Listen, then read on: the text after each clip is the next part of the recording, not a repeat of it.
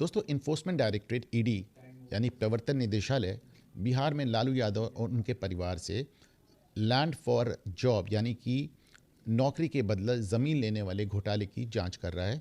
और इसके चलते पूरे लालू यादव परिवार से पूछताछ हो रही है, क्योंकि माना जाता है कि लालू यादव ने रेल मंत्री रहते हुए तमाम लोगों को नौकरियां दी और उनके बदले उनसे उनकी ज़मीनें लिखवा ली। हमने देखा कि मीडिया का एक बहुत बड़ा वर्ग, लालू यादव के समर्थकों की बात तो समझ में आती है, लेकिन तमाम पॉलिटिशियंस और मीडिया का एक बहुत बड़ा वर्ग इसमें लालू यादव को एक हीरो की तरह प्रेजेंट कर रहा है कि लालू यादव झुके नहीं मोदी के सामने, लालू यादव झुके नहीं आरएसएस के सामने, इसलिए उनका विक्टिमाइजेशन हो रहा है, इसके लिए उनके साथ गलत हो रहा है।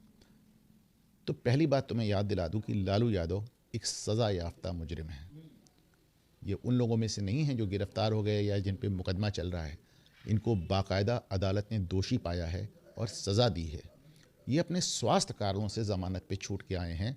अदालत को वादा करके आए थे कि हम राजनीति नहीं करेंगे और राजनीति कर रहे हैं। हमने देखा कि बीच में उनके बैडमिंटन खेलने के वीडियोज़ आए, फोटोग्राफ्स आए, और अब जब ईडी पूछताछ कर रही है तो वो कहते हैं हम उठ बैठ नहीं पाते। बहरहाल ये बातें अलग हैं। आज तमाम लोग जिनको लालू यादव हीरो नज़र आ रहे हैं, वही लोग किसी ज़माने में लालू यादव के जंगल राज को लेकर बहुत क्रिटिकल और बड़े आलोचक हुआ करते थे। लालू यादव के 90 का जो जंगल राज है, जिन्होंने नहीं देखा वो कभी मान नहीं पाएंगे, वो कभी यकीन नहीं कर पाएंगे। वैसे तो बहुत कुछ हुआ उस राज में, इतनी ढेर सारी घटनाएं जिनका एक वीडियो में, एक प्रोग्राम में संकलन करना मुश्किल है।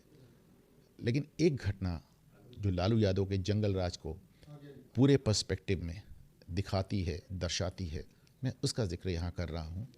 बिहार में एक दलित आईएएस अधिकारी थे, डीडी बिस्वास। लालू यादव की पार्टी की एक विधायक थी, हेमलता यादव, और वो लालू की इतनी नज़दीकी थी कि लालू ने उनको विधायक होने के साथ बिहार समाज कल्याण बोर्ड का अध्यक्ष भी बना रखा था। ध्यान रखिएगा, समाज कल्याण बोर्ड। उनका लड़का मृत्युंजय यादव, वो डीडी बिस्वास, ये जो दलित आईएएस थे, इनकी पत्नी को बंधक बनाकर 2 साल से ज़्यादा समय तक उसका रेप करता है। अब आप सोचें, एक आईएएस अधिकारी की समाज में क्या ताकत होती है, क्या हैसियत होती है।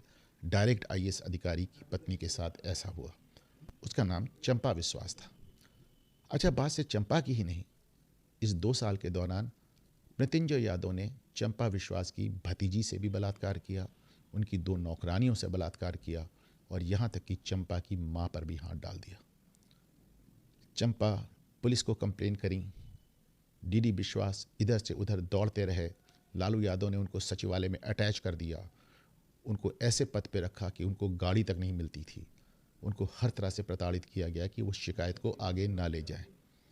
चंपा विश्वास ने अंततः गवर्नर से गुहार लगाई।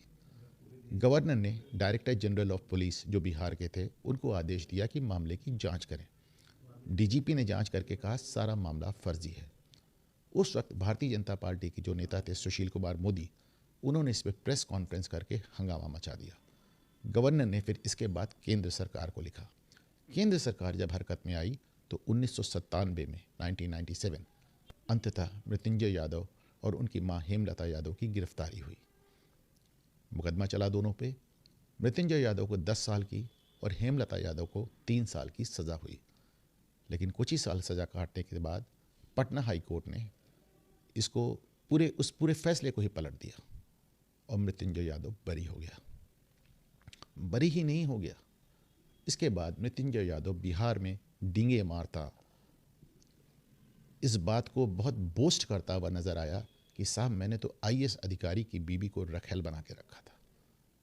चंपा विश्वास इस दौरान किस प्रताड़ना से गुजरी कि उसको ना सिर्फ अपना अबॉर्शन कराना पड़ा, पर इस रेगुलर रेप, इस नियमित रेप से बचने के लिए उसको अपनी नसबंदी भी करानी पड़ी। इस बुरी तरह प्रताड़ना के शिकार डीडी विश्वास अंततः हार्ट अटैक से मर गए और चंपा विश्वास अपने परिवार को लेकर कोलकाता चली गई, जहां आज वो गुमनामी की ज़िंदगी जी रही। तो जिन्होंने लालू यादव का ये दौर देखा है, ये जंगल राज देखा है, आज वही लोग जो कल तक उसके आलोचक हुआ करते थे, सिर्फ इसलिए कि भारतीय जनता पार्टी की सरकार है और ईडी केंद्र सरकार के इशारे पर चलती है। आज वो लोग लालू का बचाव कर रहे हैं, उनको हीरो बता रहे हैं। ये देखकर बहुत अफसोस होता है। मैं स्वयं लालू यादव के उस जंगल राज का गवाह रहा हूँ। मैं इस जीवन में लालू यादव को हीरो नहीं मानूंगा।